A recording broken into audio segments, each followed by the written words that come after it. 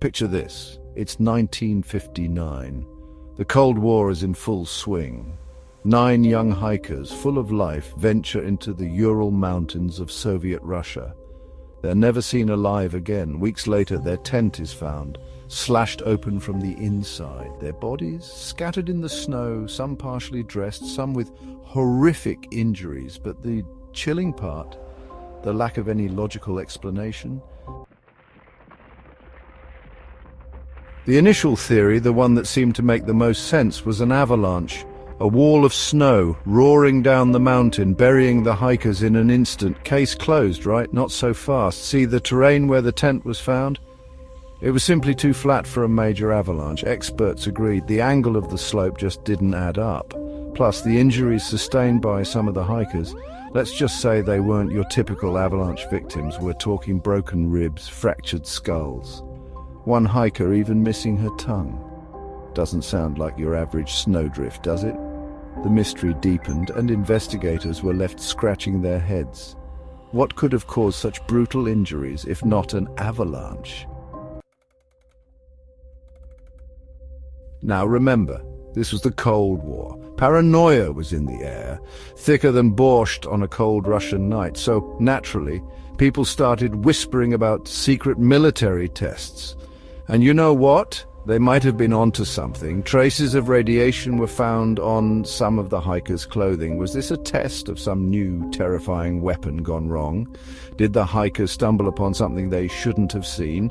The Soviet government, known for its transparency, that's sarcasm, folks, claimed no military activity was happening in the area. But let's be honest, would they tell us if there was? The plot, as they say, was thickening. Chapter 3, The Wind Howls. Could infrasound hold the key? Let's delve into the truly bizarre, shall we? Some researchers believe the culprit wasn't a who, but a what, specifically infrasound. These are sound waves below the range of human hearing, and they can be generated by things like strong winds flowing over certain landscapes. The theory goes that infrasound from the mountains could have driven the hikers to a state of sheer panic. Think about it. Imagine feeling an overwhelming sense of dread, of impending doom, but you don't know why. You'd probably freak out too, right? This could explain why the hikers fled their tent in such a hurry, cutting their way out instead of using the zipper. It could even explain some of the injuries if they were driven to irrational, self-destructive behavior. Chapter 4. Myths and Monsters Enter the Yeti. Seriously? Okay, I know what you're thinking. Yeti, come on, even for you, that's a bit much.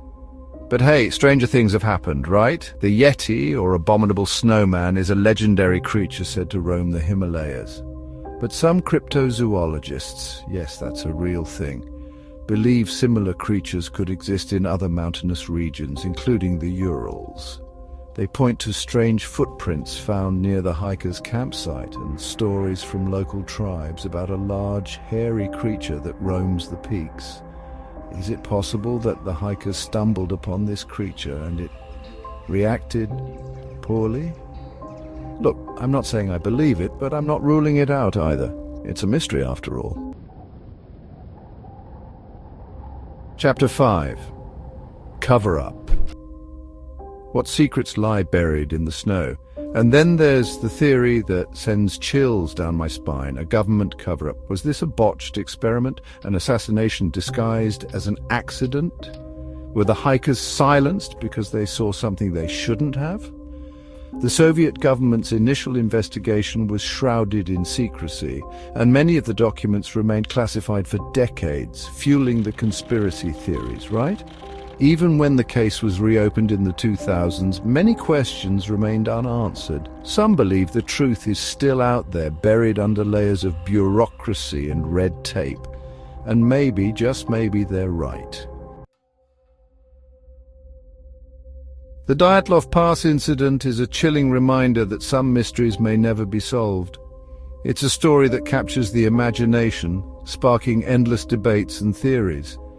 Was it an avalanche, a military test, infrasound, a yeti, or something even more sinister? We may never know for sure, But that's the beauty of a good mystery, isn't it? It keeps us guessing, keeps us searching for answers, keeps us looking over our shoulders on those cold, dark nights. After 60 years, we're still asking, what scared them so badly they fled barefoot into a blizzard? What do you think happened? Comment your theory below.